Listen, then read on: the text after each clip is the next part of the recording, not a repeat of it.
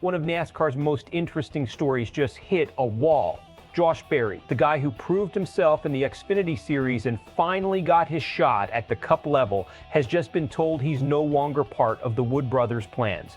The Numbowny 21 car is moving on without him, and now Berry has to figure out what his NASCAR future actually looks like before the door slams shut.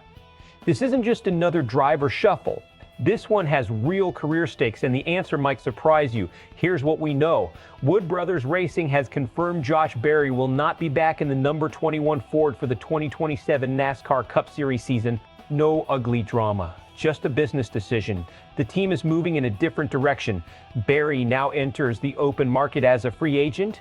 He's proven he belongs at the Cup level, but the catch? He's going to need to bring sponsorship money with him, and in today's NASCAR economy, that's harder than it sounds. To understand why this moment is so critical, you have to go back to how Berry even got here.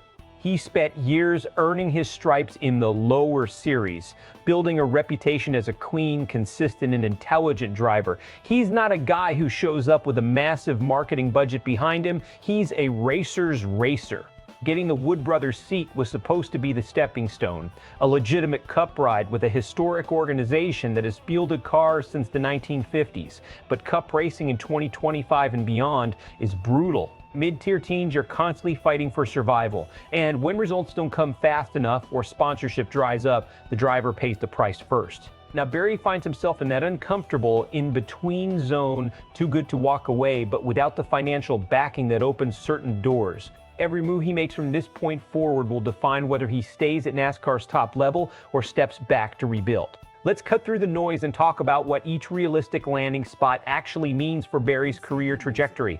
Front Row Motorsports is the most straightforward Cup Series path. If Berry wants to stay in Ford's ecosystem, and there are relationships and familiarity there that matter, Front Row is essentially the only realistic option wearing the blue oval at this level. The team has been trending upward. It's not a championship contender, but it's a functioning Cup program where Berry could rack up solid finishes and keep his name in the conversation. Kaulig Racing is a wild card that hinges heavily on money.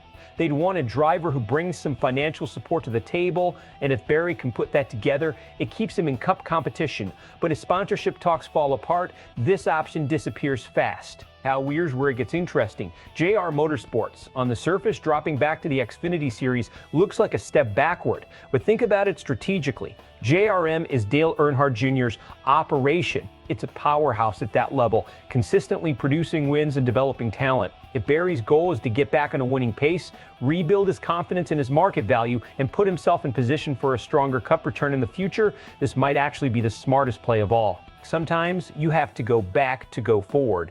Richard Childress Racing and Spire Motorsports are longer shots, but not impossible. Berry would need a strong second half of the current season to even get those phone calls.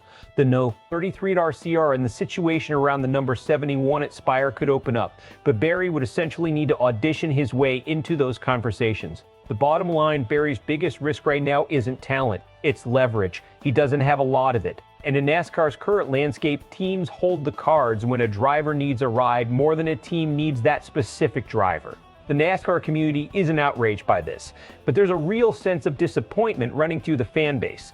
Berry built up genuine goodwill with people who root for the underdog. He earned his Cup shot the hard way, and seeing him get squeezed out feels like the sport eating its own. The endless crowd is largely sympathetic, but pragmatic.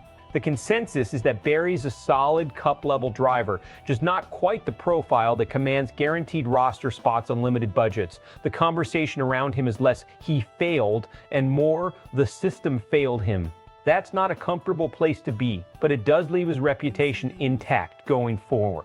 Berry lands at Front Row Motorsports, delivers consistent top 20 finishes, attracts a sponsor mid-season, and reestablishes himself as a legitimate Cup Series presence heading into 2028. The JRM route is also a win if he goes back, dominates, and returns to Cup with a stronger team behind him. Sponsorship negotiations collapse across the board. Berry finds himself without a Cup seat and without a clear path back in the short term.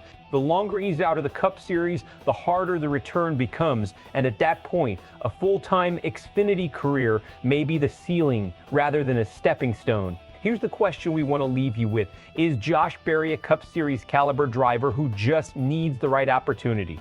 Or is the Xfinity Series actually where he does his best work and where he belongs long term? Drop your answer in the comments. We read every single one. And if you want more NASCAR breakdowns like this, the subscribe button is right there. It's free, and it keeps you in the loop every time something moves in the garage.